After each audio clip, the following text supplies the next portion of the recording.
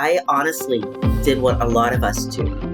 And that is, I thought, well, for me and my house, we will serve the Lord. Therefore, my troop will continue to say God in our Girl Scout promise. Now, my husband said, that's not going to cut it.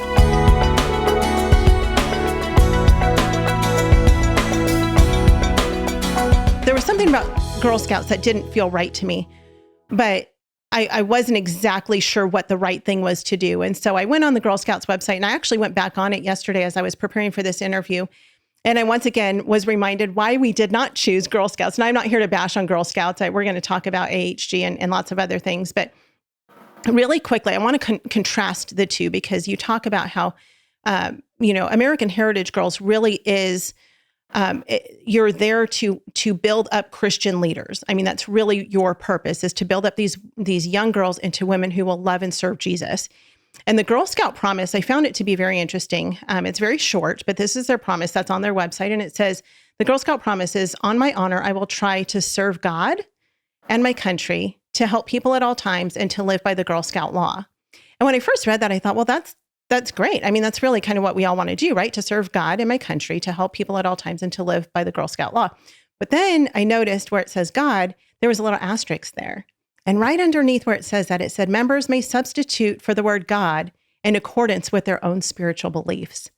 And I was like, oh, man, you missed it. They just missed it. They missed the one most important word in their promise, is to serve whatever God you want, whatever God you think you are, you want to be, or that you believe in. American Heritage Girls is the complete opposite of that.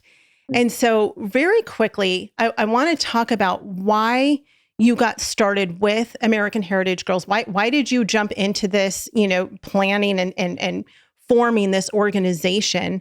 I'm assuming it was with some other moms and, a group of you mamas who came together and said, we don't like the direction that Girl Scouts is going. Maybe we can do something different. So tell us that story. You nailed it, girl. You already know the story.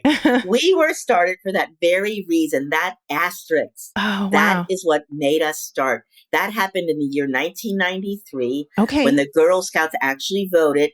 After all the years, they were started in 1912, so over 80 years of keeping God in their promise. Yeah. A new board came into existence for the Girl Scouts USA. In addition to that, a radical agenda that we are now seeing the fruition of that in what they're promoting. And I was concerned about that as a Christian mom. I used Girl Scouting as a form of ministry. I was able to reach unreached girls through it, and I was keeping God in the promise. Now, I heard about this change in the Girl Scout promise like almost anyone would have, which was during the evening news. It was a big deal back then that they were going to change this. And it was at a Minneapolis National Convention of Delegates. But here's the clincher. I was an involved Girl Scout leader. I was actually a troop organizer. I started new troops in my area of north of Cincinnati. I also was a delegate. You would have thought maybe I would have known this about this concern before the evening news. But you know what I did, Yvette? I honestly did what a lot of us do. And that is, I thought, well, for me and my house, we will serve the Lord. Therefore, my troop will continue to say God in our Girl Scout promise. Now, my husband said, that's not going to cut it. You're not going to represent them. And I'll tell you what, I bled green. If people in my community would see me and they knew I was a Girl Scout lady. Wow. Okay, because I was so involved. Yeah. So he sort of had this idea of, Patti, there's got to be something. You can't do this. You either quit or you start something new.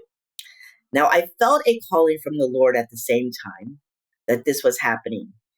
And I realized he led me to the book of Habakkuk, which said, write it down. Do not flee from it, or write it down and tell the Lord what your needs are. And so I did. I wrote down all my concerns. I actually shared it with the Girl Scout Council because I believe that we need to try to shine light on darkness before we flee from it.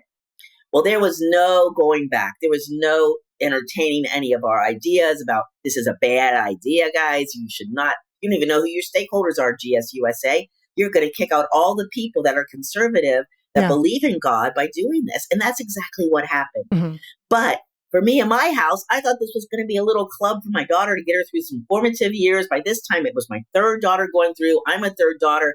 All we get is hand-me-downs and leftovers when you're a third daughter. So I had to do this for her.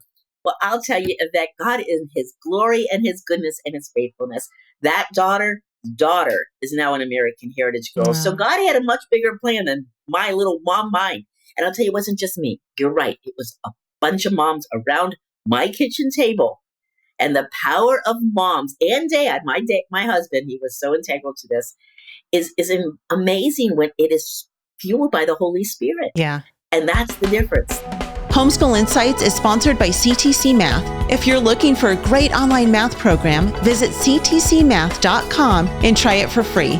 For more great homeschool inspiration and resources, listen to the Schoolhouse Rocked podcast every Monday, Wednesday, and Thursday.